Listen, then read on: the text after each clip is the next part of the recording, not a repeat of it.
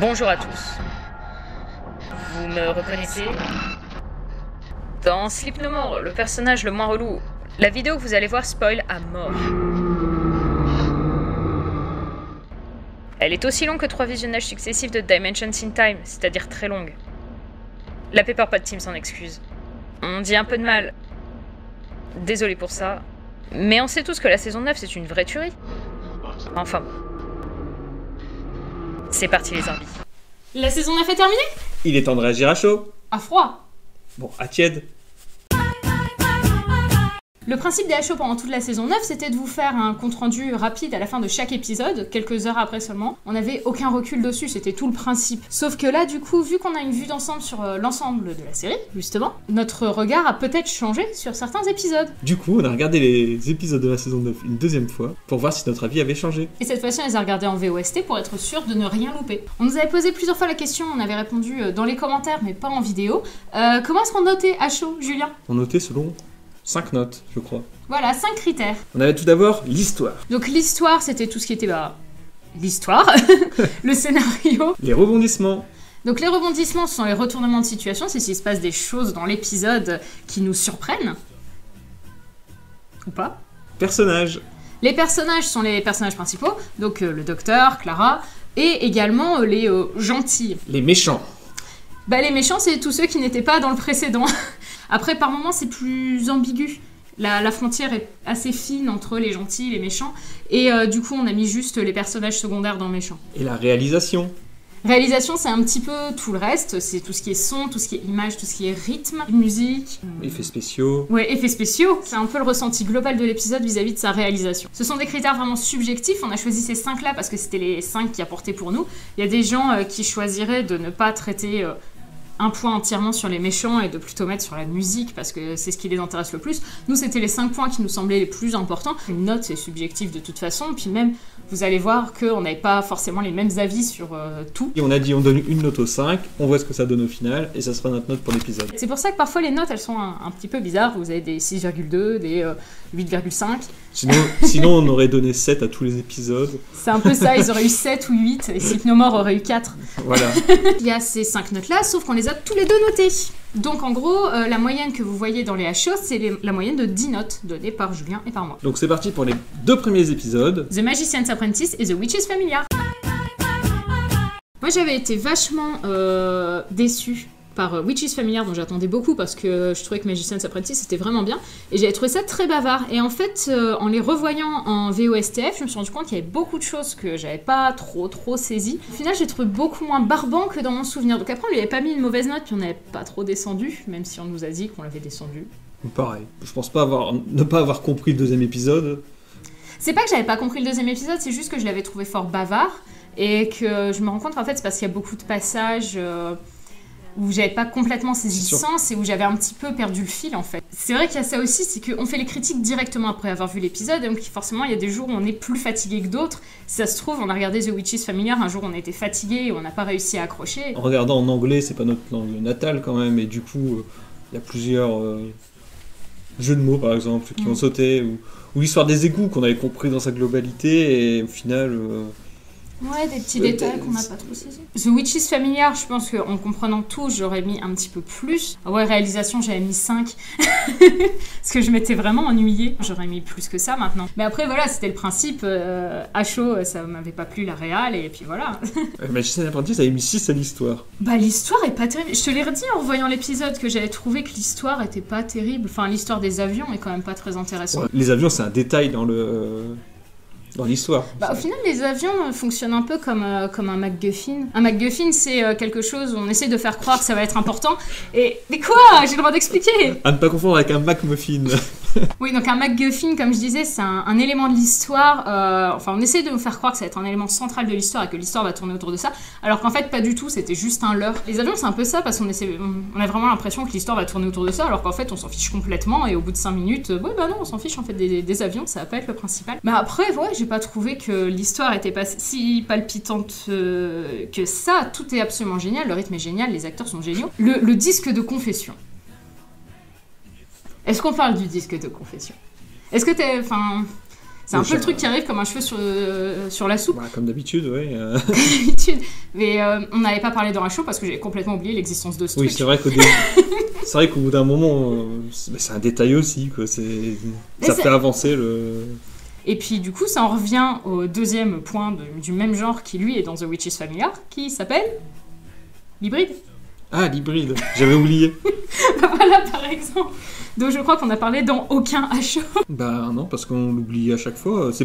Tout le monde a vu ça comme un fil rouge, alors je sais pas si c'était prévu comme un fil rouge, sûrement, puisqu'on en parle jusqu'à la fin. Bah... Mais au final, à chaque fois, ça parlait de l'hybride et c'était... Quoi? Mais... Quel est le mot hybride dans l'épisode? Puis c'est bon, on a parlé de l'hybride. Franchement, moi ça m'intéresse pas, c'est le genre de ficelle que je trouve ridicule et inintéressante dans Doctor Who. C'est même pas que c'est ridicule, c'est que c'est oubliable.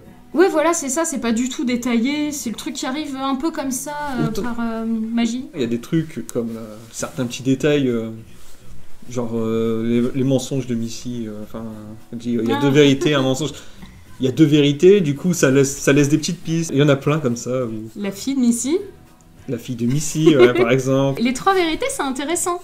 Parce que du coup, comme on a regardé les épisodes en marathon, on avait encore bien cette idée des trois idées. Hellbent, dans le cloître, où il dit que oui, il a volé la femme du président, qui était en fait sa fille, si je me souviens bien, et qu'il a volé la lune. Enfin, derrière. Chose comme ça. Enfin, dans tous les épisodes, il y a vraiment pas mal de petits pics comme ça en disant hey, il s'est passé un truc à ce moment-là et qui vont sûrement servir à Moffat plus tard, je pense, ou ne pas servir selon ses envies, j'ai l'impression. On pourrait aussi parler des petites choses lancées par Moffat qui sont entre autres dans Witch's Familiar et qui datent de Curse of Fatal Death où il y a quand même le moment où Davros dit au docteur qu'il a réussi à trouver la seule chaise sur Scarrow qui est en fait une blague qui est dans Curse of Fatal Death. Et il y en a d'autres comme ça.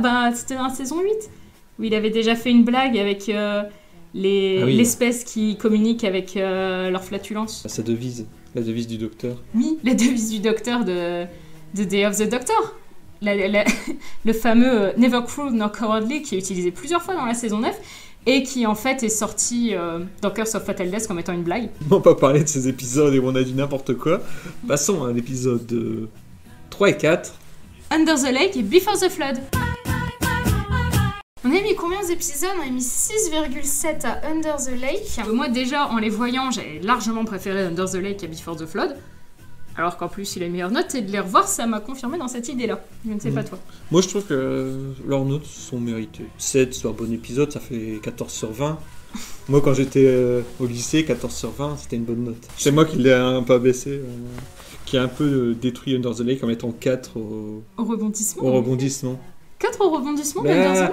Il n'y avait pas de rebondissement dans The Lake. Avec la fin où on voit le docteur. En le revoyant, c'est vrai que j'étais un peu méchant. Under the Lake, au final, est assez égal. C'est quasiment toujours la même chose dans Under the Lake. Ça reste assez peu changeant, et puis du coup, c'est. Ouais, ça reste. C'est un bon épisode, et ça reste un bon épisode tout du long. Alors que Before the Flood, à certains moments, est super. Par exemple, le docteur qui revient. Sur sa même ligne temporelle et qui du coup doit à tout prix éviter de se croiser, des choses de ce type, c'était des bonnes idées, c'était des bons moments. Et à côté, par exemple, la rencontre du roi pêcheur était... Ouais, je suis d'accord. La romance entre les personnages, c'est vrai que ça c'était un peu... C'est vrai que les personnages clichés dérangeaient pas trop. La romance entre les personnages clichés, là, ça devenait un peu trop. On l'avait dit, c'est pas du tout un style qui nous plaît, le style... équipage en danger. À chaque fois, on est oh non, encore un épisode comme ça. Surtout quand c'est les classiques. Hein. Mais là, ça passait vraiment sur Under the Lake. On avait vraiment été surpris que ce soit avec des personnages aussi clichés et une histoire à la base aussi clichée. On était vraiment étonnés que ça nous plaise. Mais c'est vrai que du coup, on reprend ces personnages clichés dans Before the Flood, des personnages auxquels on a commencé à s'attacher plus ou moins. Mais on leur fout une romance pourrie. La romance, ok, d'accord, mais il faudrait pas que ça soit aussi énorme avec la petite musique et tout ça. On avait parlé dans la show, la scène avec le personnage sourd, et derrière, le fantôme qui traîne une grosse hache. Et, c'était trop cool cette scène. Ouais, voilà, cette scène était géniale. Et ils ont foutu juste à la fin un plan où elle voit les ondes. Mais pourquoi ? Ils avaient une scène géniale, pourquoi la ruiner avec un plan pareil ? Surtout qu'ils auraient pu faire totalement autre chose, mais bon, après... ils avaient besoin de rien faire, quoi. C'est ça qui est dommage, je trouve, dans Before the Flood, C'est tout ce côté, on a des super bonnes idées et après on va vous faire un truc tout pourri qui va venir ruiner ces super bonnes idées. Rien que quand ils se planquent dans le bâtiment. Où il y a un petit côté un peu alien. Ah oui, où c'est super bien fait. Ouais. Elle se termine quand même par oh, tu vas mourir, docteur, vous ne pouvez pas la sauver. Pourquoi terminer ça par une romance? Oh, ça m'énerve. Toutes les bonnes scènes de cet épisode terminent avec un truc soit guimauve, soit pourri. Mais le pire, c'est que c'est un peu contradictoire parce qu'après, le mec s'en fout un peu. Ouais, c'est vrai, parce qu'il pourrait très bien se rebeller et aller la sauver quand ils reviennent dans le passé. Ça arriverait dans la vraie vie, t'essaierais d'aller la sauver, quoi. Bah ouais, surtout qu'il la voit en plus, elle est en face de lui. Je sais pas s'il l'aimait tant que là, il fait juste. T'as le docteur fait. Hop, on reste là. Puis il lui fait. Ok. Là, c'est toi, t'as mis 4 au méchant. Ouais, j'ai mis 4 au méchant, il était tout pourri. Ouais, 8 à l'histoire. Bah, c'est vrai qu'elle était plutôt bien ficelée. Mais ouais, c'est ça, c'est les personnages sont traités n'importe comment dans cet épisode, quoi. Épisode 5 et 6. Donc, The Girl Who Died et The Woman Who Lived. Bien joué. The Girl Who Died. Moi, ce que je lui avais reproché, c'était les scènes un peu longuettes dans le milieu de l'épisode, tout ce qui est combat, je cherche comment vaincre les méchants, blablabla, Fire in the Water, avec... Et tu vois, c'était nul. Mais en fait, il y a toute une succession de scènes comme ça, un peu pas top, un peu marrantes, mais pas top. Et c'est ça que j'avais reproché, parce que le début est cool, la fin est géniale. Sauf le dernier plan. Et moi qui avais trouvé ça assez bien dosé, assez bien rythmé la première fois, où j'avais justement dit que la vie de Julien ne comptait pas vraiment dans la critique, bah en fait je suis un peu revenue sur ce que j'ai dit, parce que c'est vrai qu'il y a pas mal de scènes assez inutiles. Donc ouais, elles sont drôles, mais c'est plusieurs scènes comme ça à la suite, et ça c'est un peu redondant au bout d'un moment. L'épisode il aurait pu être un peu plus accéléré. Puis ouais, Fire in the Water, mais non, mais... Derrière, ce qu'ils en font, c'est cool, l'électricité qui ouais, ce qu'ils en font est cool. Ouais, c'est vrai que Fire in the Water, c'était au final bien utilisé, même si l'idée de base était complètement pourrie. Après, moi j'avais bien aimé la révélation sur le visage du docteur. Bon, et on le voit, de toute façon, j'ai mis 5 à la réalisation. Donc ça veut dire que l'épisode était... J'ai mis 7 partout, ce qui veut dire... Ouais, épisode cool, et j'ai mis 5 à la réalisation en me disant... Ouais, mais c'était un peu long quand même. J'ai quand même mis 10 au perso, je sais pas ce que j'ai fumé. Ils sont bons les persos, mais là, leur mettre 10, c'est peut-être un peu abusé quand même. Hein. Bon, les méchants, par contre, 6, je pense que c'est dûment justifié. Ils ont rien d'exceptionnel, voilà. Si on essaie de nous faire passer pour une race incroyable, alors qu'au final... on s'en fout complètement de ces mecs-là. Bah ouais. Puis, ils sont 10. Ouais, quelle armée, quoi. Bon, et par contre, le deuxième épisode... Oh, non. On pensait, on les a regardés en VO, on s'est dit, on n'a peut-être pas tout compris et tout. C'est peut-être pour ça qu'on n'a pas apprécié. Du coup, là, on a regardé en VO sous-titré. Et en fait, on avait bien tout compris et c'était chiant. C'était toujours aussi chiant. Et ce méchant, quoi. Mais sérieusement, mais ce lion du magicien d'Oz, je m'en remets pas, quoi. Les gens qui faisaient les costumes faisaient, ouais, on fera un lion, ça. Les lions, ça fait peur.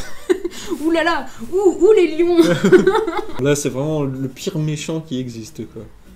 Ouh, attends, on va aller chercher du côté classique, je pense que tu peux trouver équivalent. Oui, non, mais attends. Même dans les news, je pense que tu peux trouver des trucs du genre. On va me sortir les Slizine, l'Absorbaloff.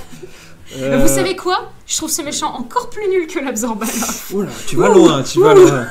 L'Absorbaloff, au moins, il était marrant. La saison 9, elle compte pas mal de scènes qui, d'après moi, font partie des meilleures scènes de Doctor Who. Et il y a vraiment des scènes vachement bien. Et il y a cette scène. Et non. C'est pas possible de faire une scène pareille. Pour rappel, c'est la scène où c'est... Oui, on veut qu'il meure. Ah non, sauvez-nous.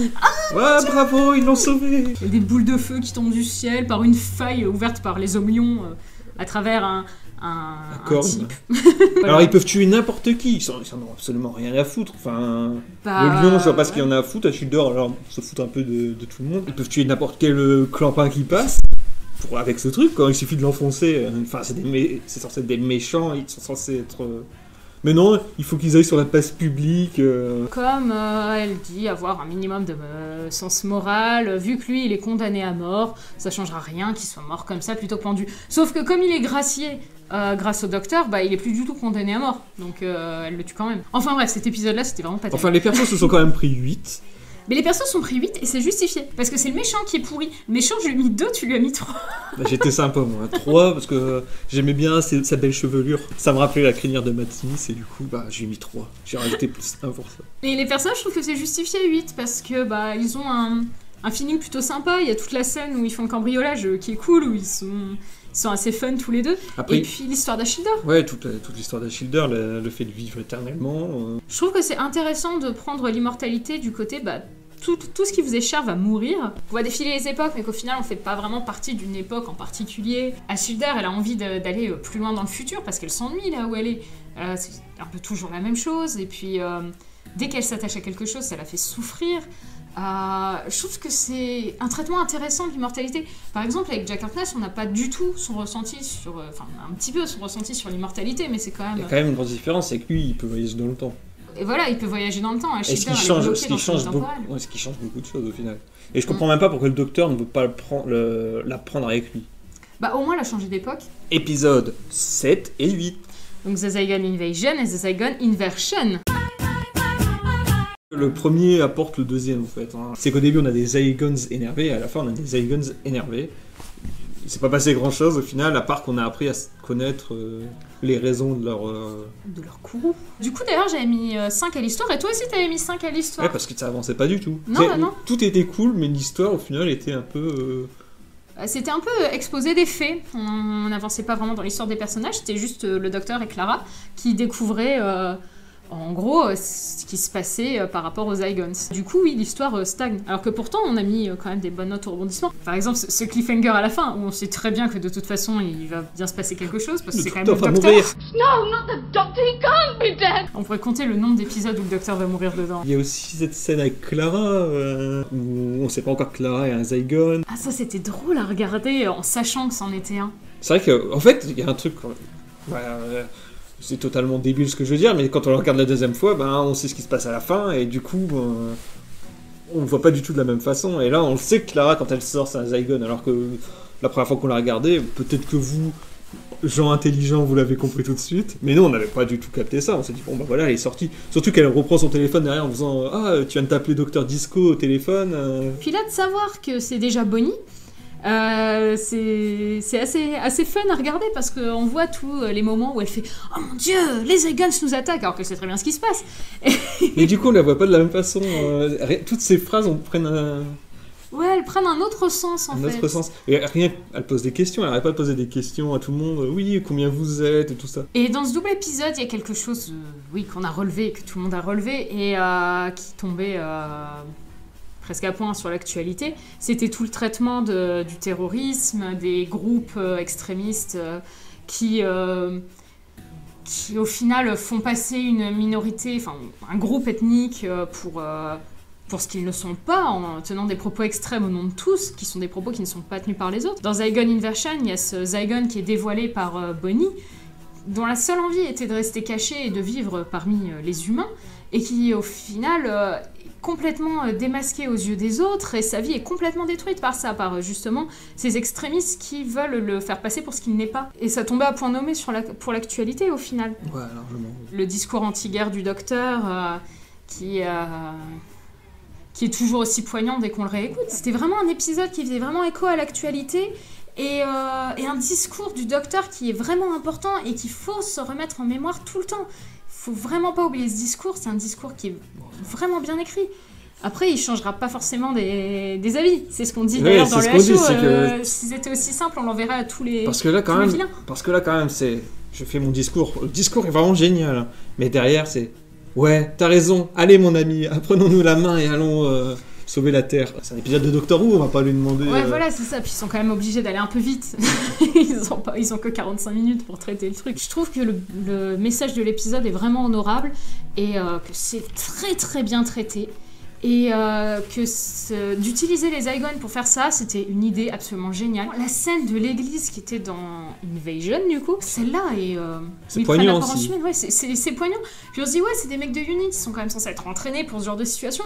Mais en même temps, comment vous réagirez à leur place même si on était surentraînés, on a beau savoir qu'en face, c'est pas la réalité. est-ce qu'on se laisserait pas quand même... Il y a toujours le doute, hein, quand même.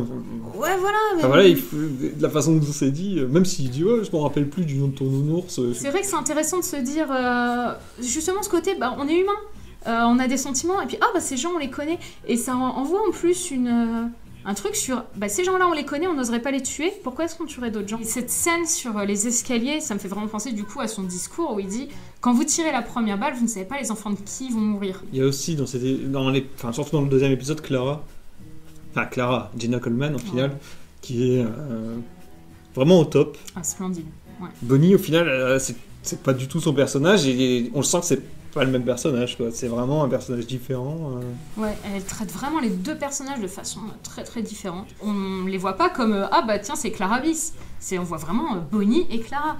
Et elle est magistrale dans cet épisode. Autant sur la saison 8, j'avais des doutes par rapport au fait que Clara doit rester pour la saison 9, parce que je trouvais qu'on avait fait le tour du personnage, qu'elle avait été complètement étirée, et qu'elle servait plus à rien, et j'étais un peu sceptique pour la saison 9. Ça s'est peut-être ressenti dans la première critique, dans le premier HO, où j'ai dit ouais, Clara, elle fait sa Clara de façon un peu dédaigneuse, parce que justement j'avais Clara, on s'en fout quoi, on l'a assez vue. Et en fait je pense que c'est juste parce que dans la saison 8 elle était traitée avec les pieds, elle est complètement prise sous un autre angle. Dans la saison 9, je suis contente au final qu'elle ait fait cette saison 9 parce que Clara était vraiment un super personnage dans cette saison 9. C'est surtout aussi que dans la saison 9, il y a une évolution de Clara. Oui, c'est une évolution pour amener aux derniers épisodes. Ce qu'il y a, c'est qu'entre Clara et le Docteur dans la saison 8, il n'y avait pas vraiment de cohésion en fait. C'était plus Clara et Danny. Là en fait, on a vraiment Clara et le Docteur. Clara qui devient de plus en plus... irresponsable, mais c'est pas le mot. Casse-cou, ouais. Elle a plus rien à perdre en fait. Elle a perdu tout ce qu'elle avait. Et le Docteur qui lui s'en rend compte et qui essaye de la freiner. Petit à petit, elle prend de plus en plus de risques à chaque épisode. Elle en a plus rien à faire quoi. Quelque chose qu'on ne retrouvait pas, je trouve, dans la saison 8 justement parce qu'elle avait Danny. Elle voulait pas risquer de perdre Danny. Elle a bien fait de le perdre au final parce que du coup le personnage est plus intéressant. Épisode 9. Sleep No More. Qui est sur un téléphone. Oui, celui-là est sur un téléphone. Mais on n'avait pas mis des si mauvaises notes que ça, Sleep No More. Pas étonnant qu'il se soit retrouvé avec quasiment 5. Bon alors Sleep No More, c'est quand même l'ovni de la saison 9. Mais qu'est-ce qu'il fout là, lui? Le truc, c'est que il y avait une bonne idée de base, je pense. J'aime bien les fan footage, genre Rec ou Blair Witch. Rec, c'est vrai, c'est c'est un de tes films préférés. Le gros problème, c'est que je crois qu'on pourrait parler 1 heure dessus. Je crois qu'on a déjà parlé 1 heure dessus à deux. C'est que c'est vraiment... tout est mal fait, en fait. On commence... L'atmosphère est déjà pesante. Là, on arrive avec l'équipage qui est déjà stressé en disant « Ouais, c'est une mission de sauvetage, mais c'est déjà des plans oppressants, une façon de parler oppressante. » On les prend, un peu rigolard. Ouais, c'est une mission tout à fait normale, tout va bien. Ils rentrent dans le vaisseau, il est vide, il n'y a pas forcément de la fumée partout. Voilà, vraiment, il n'y a personne. Voilà.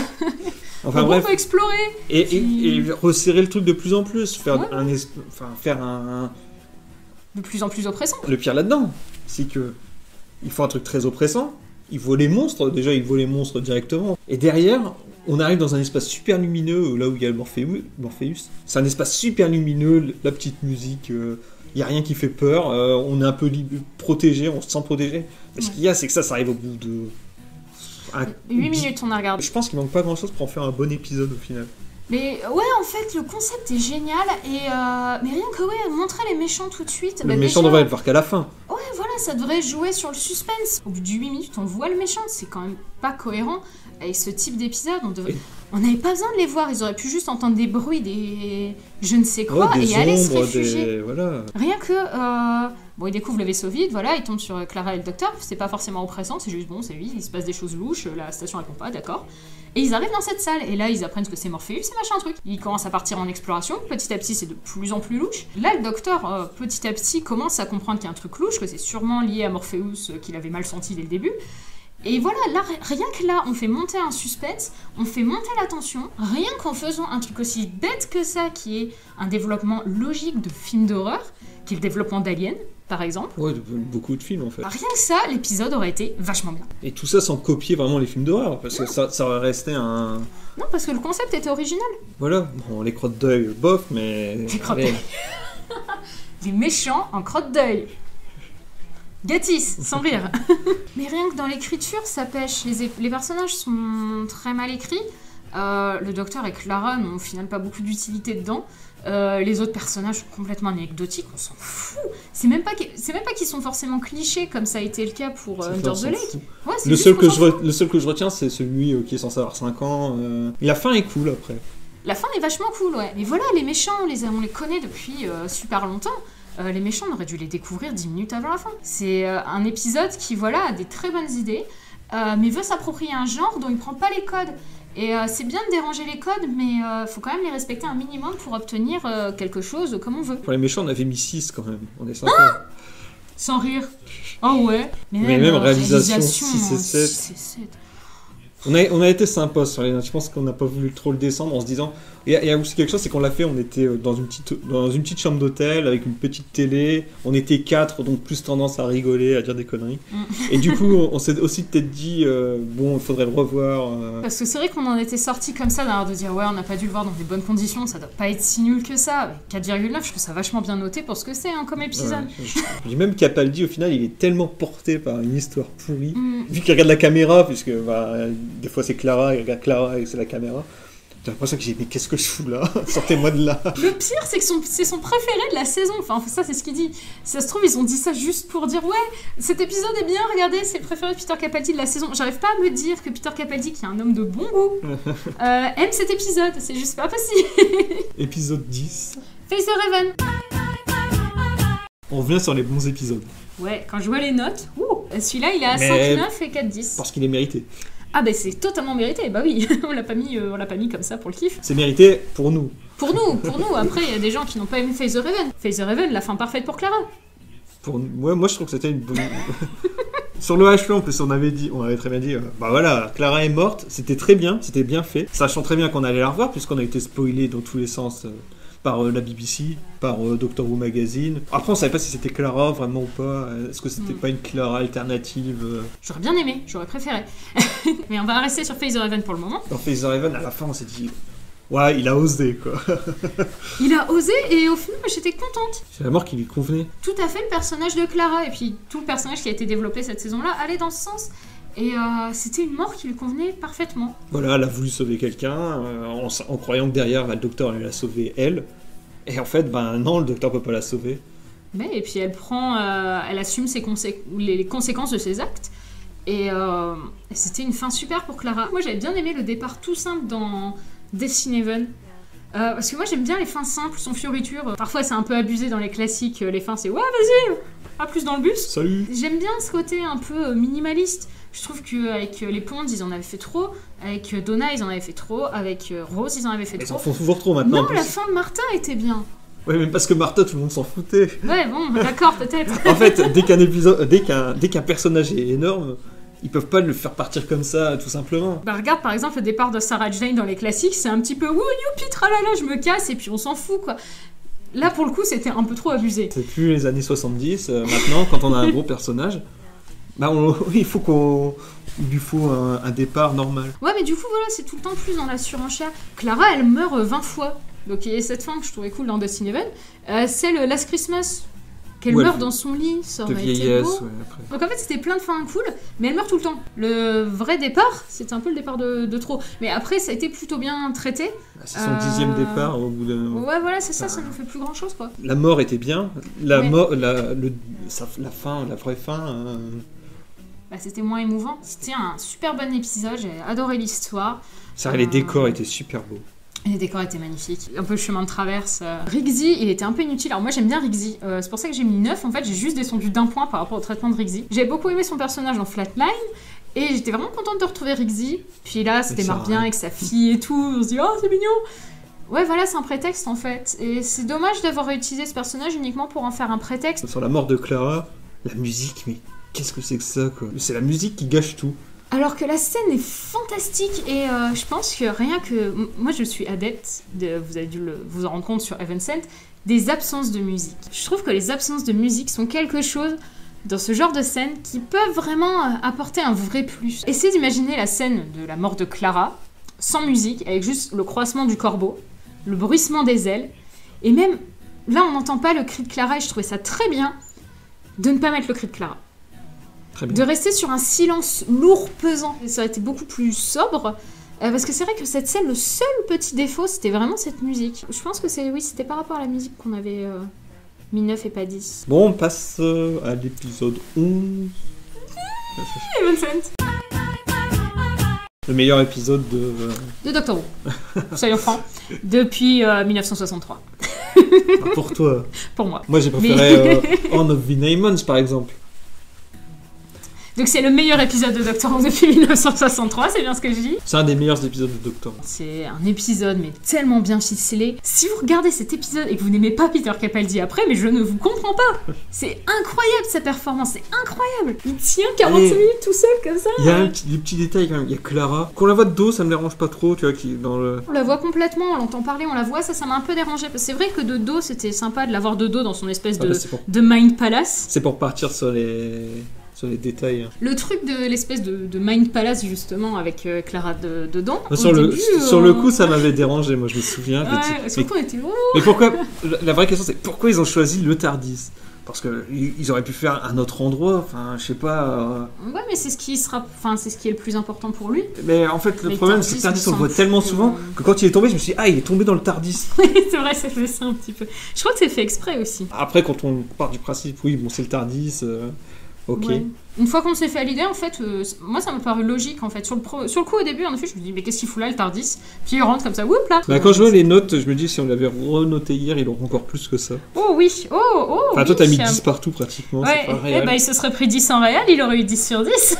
Pourquoi on a mis 9 en réel, je sais pas. Peut-être parce qu'il y a quelques longueurs. Mais c'est ce qu'on disait dans le HO, c'est que c'est des longueurs qui sont justifiées. Ça symbolise le temps que le docteur a passé dans cet endroit. Moi, j'avais mis 8 au méchant. Ouais, moi j'avais mis 10 parce que je trouvais que le monstre ambulant était sympa. Et puis aussi le fait que ce soit orchestré par les Time Lords, parce que c'est quand même Moi, on le savait à la fin de l'épisode. C'est pas grave, un 9,5, je pense que ça reste quand même vachement honorable. Je crois que maintenant il aurait 10 sur 10 si avec moi qui le notait. Épisode. Je passé de doigt. 12. Hellbent. Quel drame, Hellbent. Que de sentiments mélangés. De toute façon, Hellbent, c'est l'épisode où déjà le HO a été un peu compliqué à tourner, on a vraiment eu du mal. Si vous avez vu le making-of, vous le savez. Voilà, et du coup, il y a le making-of, et du coup, c'est vrai qu'il y a un sentiment quand on a fini l'épisode, on a dit ah ouais, on est partagé. Ouais. On avait tous les deux ce sentiment-là, je pense avoir vu d'autres avis sur internet, alors je sais plus qui. Au final, c'était un bon épisode, mais personne ne voulait de cet épisode-là en fait. Oui, mais voilà, c'est parfaitement ça. Tout le monde voulait un truc autour de Gallifrey. Donc forcément, les gens qui aimaient pas Clara, ils ont pas aimé l'épisode. Ceux qui aimaient bien Clara, ils étaient contents, mais je pense qu'en majorité, ils étaient quand même un peu déçus de pas passer plus de temps sur Gallifrey. Et puis bon, Clara, voilà, elle était... Normalement, elle était morte, quoi. Elle était finie.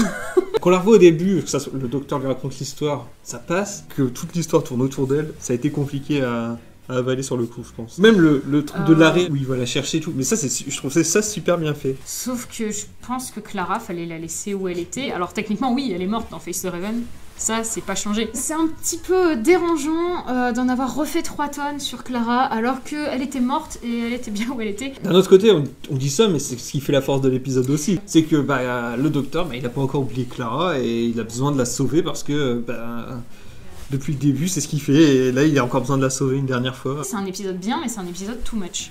Moi, je pense surtout que c'est un épisode... On s'attendait, on voulait du Gallifrey. Ouais. Et au final, Gallifrey, ça prend une place minime. Hein. Le début est vachement bien quand il retourne à la grange. Rien que la scène de régénération du général, avec le général qui... Pour nous, ça semblait normal que ce soit un homme qui sort. Ah, c'était mon premier corps d'homme, qui passe comme ça, whoop. Mais normal.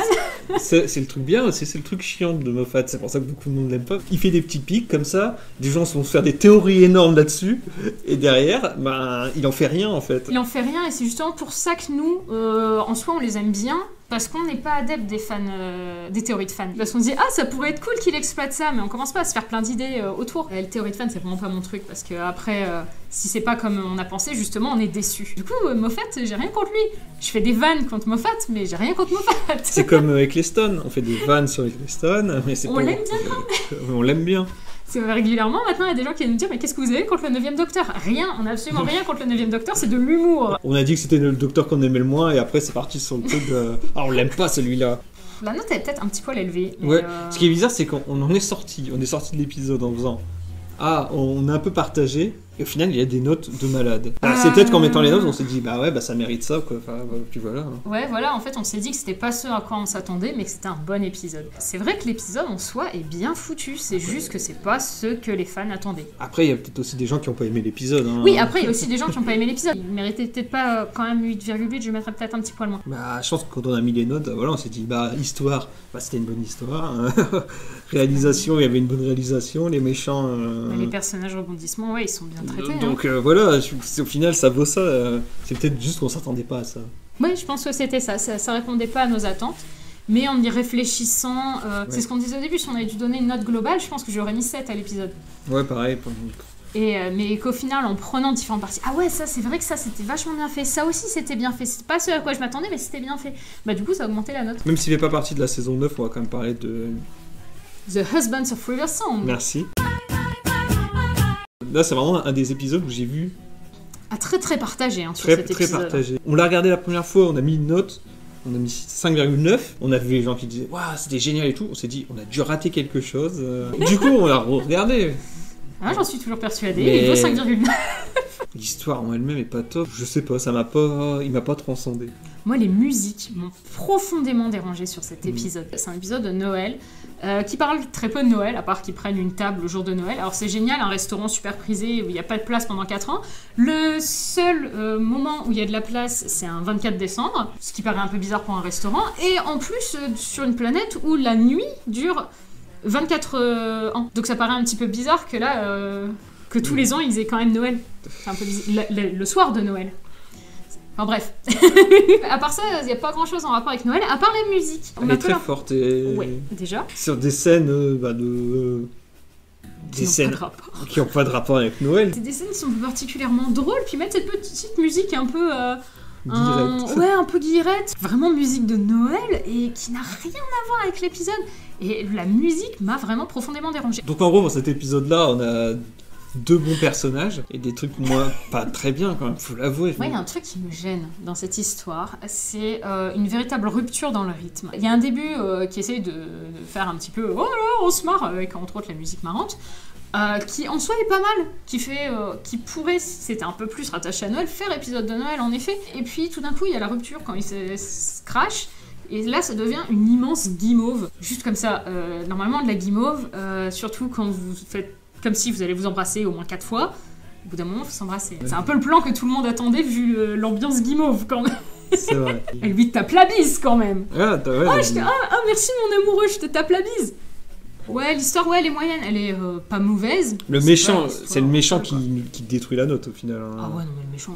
Nous, quand on regarde un épisode de Doctor Who, on s'attend pas du tout à ce genre d'épisode. Comme on disait, les épisodes de Noël, c'est pas top. Moi, j'aime bien Last Christmas.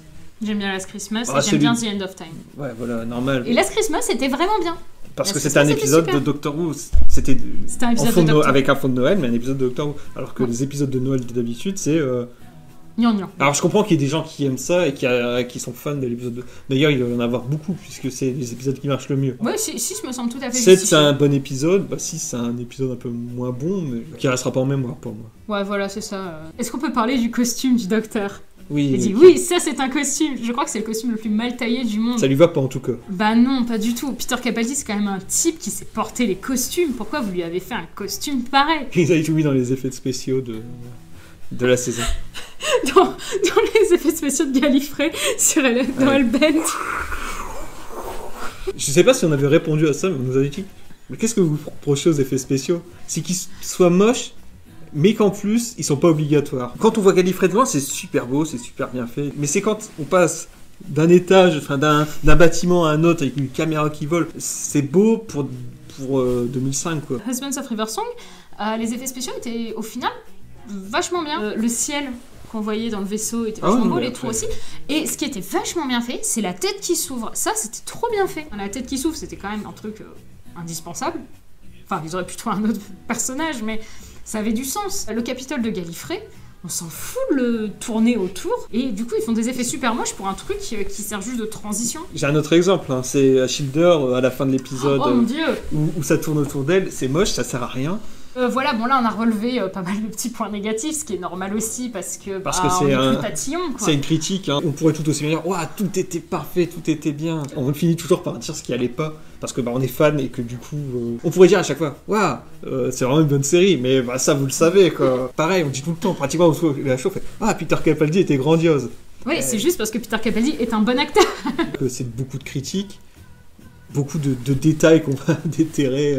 Ouais, c'est rien par rapport à des trucs qui sont d'une très grande qualité.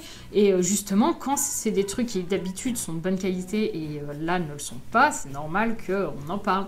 Par exemple, le fait que le docteur et Clara étaient moins bien dans Sleep No More, on en a parlé, et en précisant que c'était surtout à cause du scénario et pas à cause des acteurs. On tient quand même à préciser ça.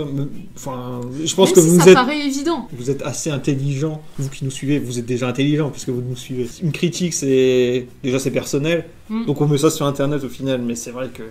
c'est notre avis, et vous avez tout à fait le droit de pas penser pareil, c'est même justement bien. C'est bien qu'on pense pas tous la même chose. Moi j'aime beaucoup avoir des avis qui ont rien à voir avec le mien. Je comprends les gens qui se disent la saison 8, la saison 9, j'aime moins depuis que c'est Capaldi parce que nous on est habitués aux classiques par exemple. Ouais.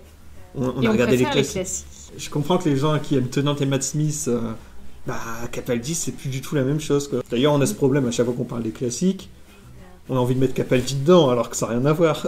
Et c'est vrai qu'à chaque fois qu'on parle de Capaldi, on en arrive à parler des classiques. Pour ceux qui ont déjà discuté dans la vraie vie avec nous, vous devez nous prendre pour des plaies. C'est vrai que moi, j'aime bien Matt Smith. Je trouve qu'il incarne parfaitement bien le docteur qu'il était censé interpréter, sauf que c'est pas l'image que j'ai du docteur, et quand je regarde Matt Smith, j'ai pas l'impression de regarder Doctor Who. Mais après, il y a des gens, pour eux, Doctor Who, c'est ça, et c'est vrai que moi j'étais ravie de voir Peter Capaldi parce que c'était ce que j'attendais de Doctor Who, c'est un retour aux sources. Mais ouais, je comprends qu'en effet, les gens qui aiment bien Matt Smith, pour qui c'est leur docteur préféré, et qui n'ont vu que le 10e et le 11e, à la rigueur le 9e, et que ça leur a pas trop plu, je comprends tout à fait qu'ils aiment pas le 12e. Pour conclure, je pense qu'on peut juste résumer un petit peu la saison 9, nos impressions. Pour moi, c'était... la meilleure saison... Ouais, la meilleure saison des New. Pour moi, c'est clairement la meilleure saison des New au-dessus de toutes les autres, quoi. Parce qu'elle raccroche beaucoup au classique, je pense aussi. Mais c'est toujours la même chose.